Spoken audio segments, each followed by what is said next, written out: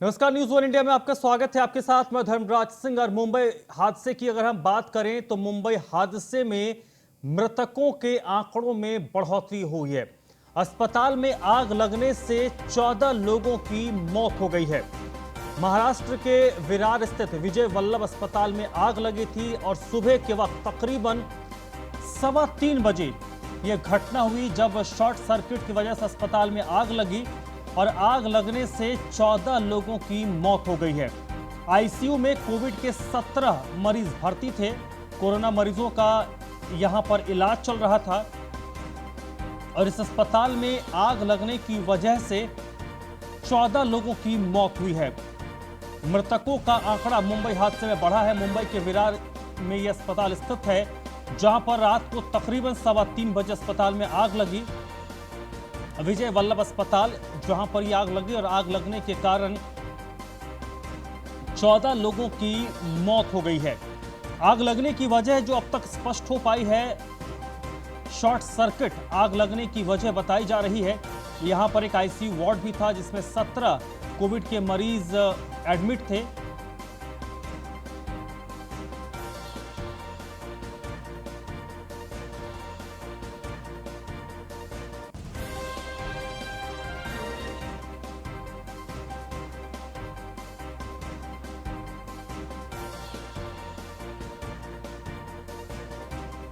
सवा 3 बजे मेरे दोस्त का फ़ोन आया। उसकी सास को विजय वल्लभ में एडमिट किया था, इसलिए उसने मुझे फ़ोन किया। जाके देख के आप बहुत आईसीयू में बड़ी आग लगी है, इसलिए मैं दौड़ के भाग के यहाँ पे पहुँच गया। देखा तो फायर ब्रिगेड गाड़ी जस्ट आई थी। मैं तुरंत आईसीयू डिपार्टमेंट में गया सेकंड फ्लोर पे। तो सेकंड फ्लोर पे आईसीयू डिपार्टमेंट में आग लगी थी। अंदर जाने का कुछ चांस ही नहीं था, कुछ मौका ही नहीं था अंदर जाने का।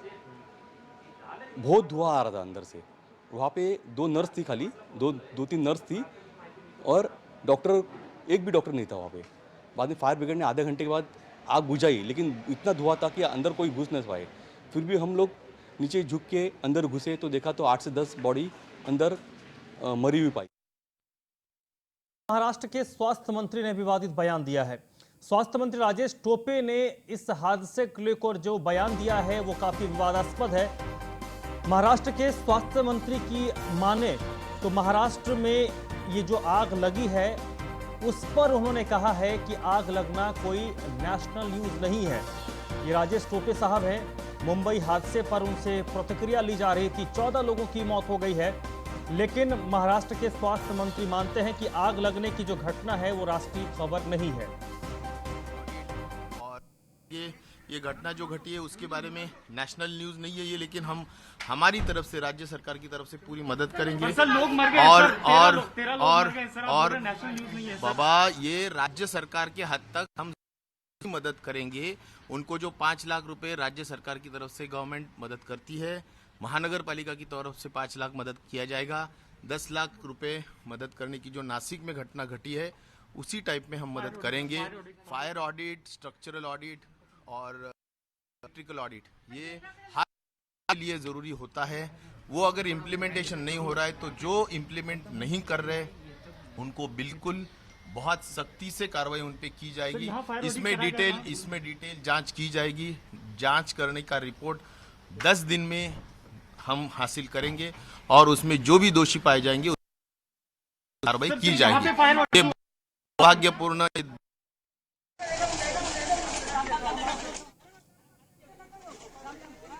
तो मुंबई के विरार स्थित अस्पताल में आग लगी। आग लगने से 14 लोगों की मौत हो गई। बड़ी बात यह है कि इस अस्पताल में एक कोविड का भी वार्ड था। 17 जो कोविड के मरीज हैं आईसीयू में एडमिट थे, उनका इलाज चल रहा था। और आग लगने की घटना को लेकर जो राजेश टोपे हैं महाराष्ट्र के स्वास्थ्य मंत्री, उनका बयान हमने आपको सुनवाया कि उन्होंने आखिरकार इस घटना पर क्या कहा।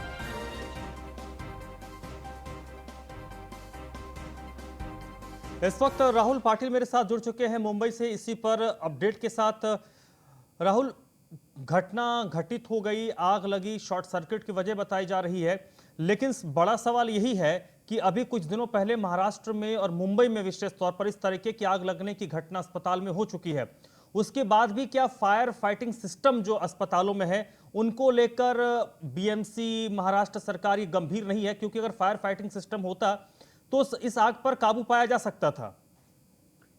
बिल्कुल सही है। कल रात को करीब 3 बजे के आसपास विरार में जो विजय वल्लभ करके हॉस्पिटल है, वहाँ पे एयर कंडीशन में शॉर्ट सर्किट होने की वजह से आग लगी, जिसमें 13 जो कोविड के मरीज है वो झुलस कर उनकी मौत हो गई। तो 4 मरीजों को बाहर निकालने में वहाँ के फायर ब्रिगेड को सफलता मिली है। आपको बता दें कि इससे पहले भी जब भंडारा में हुआ था तभी हॉस्पिटल में एक आग लगी थी। उसके बाद महाराष्ट्र में काफी देर तक ये टॉपिक पे चर्चाएं हो रही, कई आंदोलन हुए कि सब हॉस्पिटल का जो है वो फायर ऑडिट किया जाए, मगर उस तरह का फायर ऑडिट जो है वो किया गया नहीं है। उसमें से पालघर आप देखेंगे तो रूरल एरिया है, ग्रामीण इलाका है, इसमें फायर ब्रिगेड हो या फायर ऑडिट हो, ये करना जरूरी था, लेकिन वो किया गया नहीं।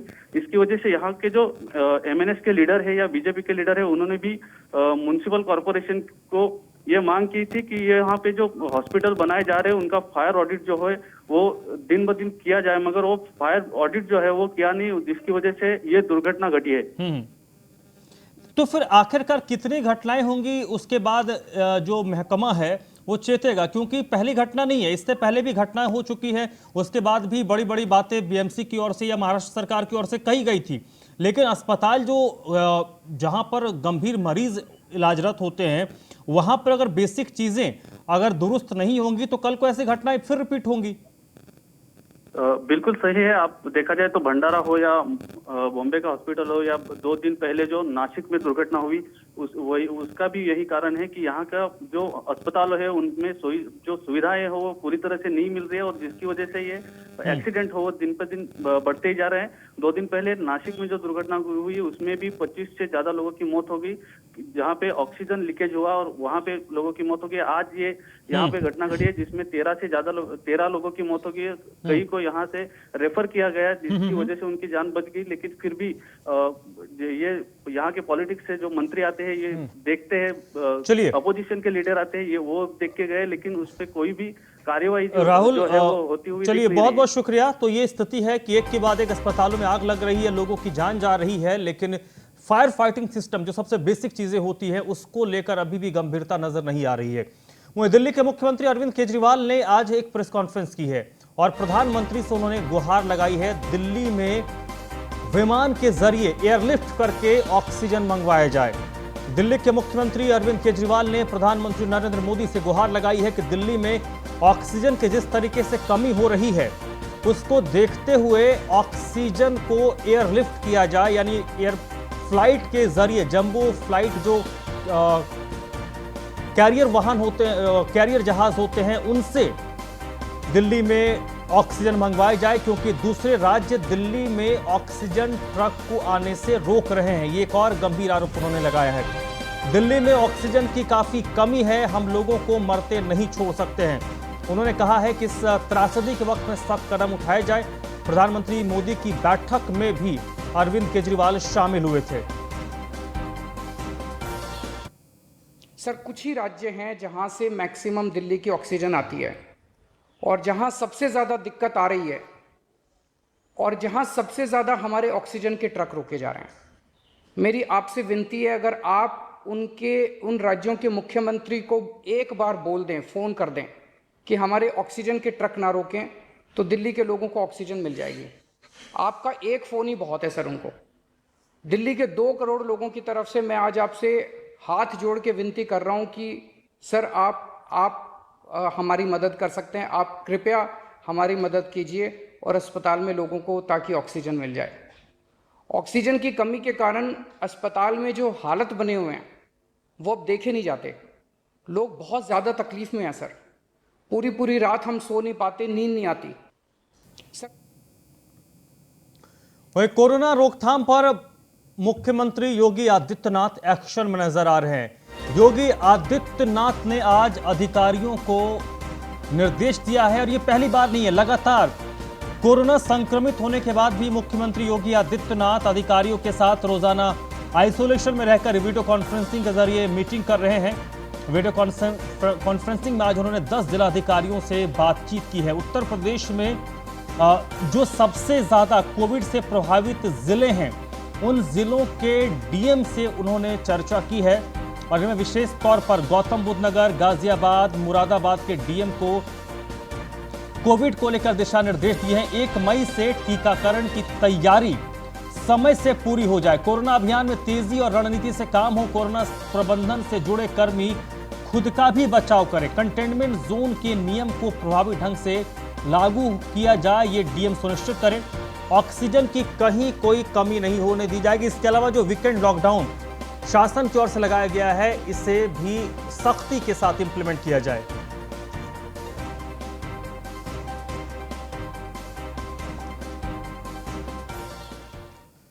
उत्तर प्रदेश में आज रात 8 बजे से वीकेंड लॉकडाउन लग जाएगा। रात 8 बजे से लेकर सोमवार की सुबह 7 बजे तक उत्तर प्रदेश में कर्फ्यू रहेगा। इस दौरान लोगों के बाहर निकलने पर सख्त पाबंदी होगी। 2 दिन का ये वीकेंड लॉकडाउन है, शनिवार और रविवार, और क्योंकि नाइट कर्फ्यू भी चल रहा है तो आज रात 8 बजे से जो कर्फ्यू इंप्लीमेंट होगा ये सोमवार की सुबह 7 बजे तक लागू रहेगा। लखनऊ में मुख्यमंत्री योगी आदित्यनाथ आज टीम 11 के साथ एक बैठक करने वाले हैं। शाम को 5:30 बजे ये बैठक होगी जिसमें मुख्यमंत्री योगी टीम 11 के साथ बैठक करेंगे। मुख्यमंत्री कोरोना से संक्रमित हैं। के जो अभियुक्त गिरफ्तार हुआ है, इसके द्वारा बताया गया कि दिल्ली में इसकी वैल्यू करीब 2.5 करोड़ रुपए है और इससे जो इसका पूरा नेटवर्क है उसकी काफी सारी डिटेल हमें पता लगी है। इसके संबंध में 3 टीमों का गठन किया गया है ताकि इस पूरे के पूरे नेटवर्क को बस्ट किया जा सके, ध्वस्त किया जा सके। सर, ये जो कामयाबी आप लोगों को मिली है, इससे एक तो बात ये क्लियर हो गई है कि इस रूट को, क्योंकि उड़ीसा से ये दिल्ली भेजी जा रही थी, इसका मतलब इस रूट में इस तरीके की घटनाओं को पहले भी अंजाम दिया गया है। इस रूट को इस्तेमाल किया जाता है नशा तस्करों की तरफ से। जी बिल्कुल, ये बिल्कुल ठीक कहा आपने। ये उड़ीसा से रांची होते हुए और फिर ये पूरा रूट रहता है प्रयागराज होते हुए, और इसमें हमें काफी कुछ जानकारी मिली है और इसमें काफी गहनता से हमारी टीमें लगी हुई हैं और इसमें पूरे नेटवर्क को ध्वस्त किया जाएगा। इसमें शासन की तरफ से, एसीएस होम सर की तरफ से हमारी पूरी टीम को 1 लाख रुपए का इनाम भी दिया गया है। चलिए, एक आखिरी सवाल एसपी साहब, ये जो शख्स गिरफ्तार हुआ है इसके बारे में कोई इन्फॉर्मेशन आप शेयर करना चाहेंगे?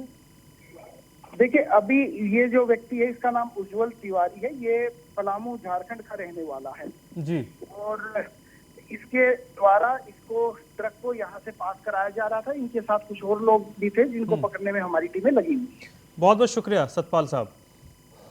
तो एक बड़ी कामयाबी है फतेहपुर पुलिस को, क्योंकि तकरीबन 2.5 करोड़ का ये गांजा है और उड़ीसा से लेकर दिल्ली इसको सप्लाई किया जाता था। तो जो एसपी ने खुद कहा है कि इस मामले में उनको एक क्लू मिला है, इस पूरे रैकेट को तोड़ने में की कोशिश पुलिस की ओर से की जाएगी। तो फिलहाल इस बुलेटिन में बस इतना ही।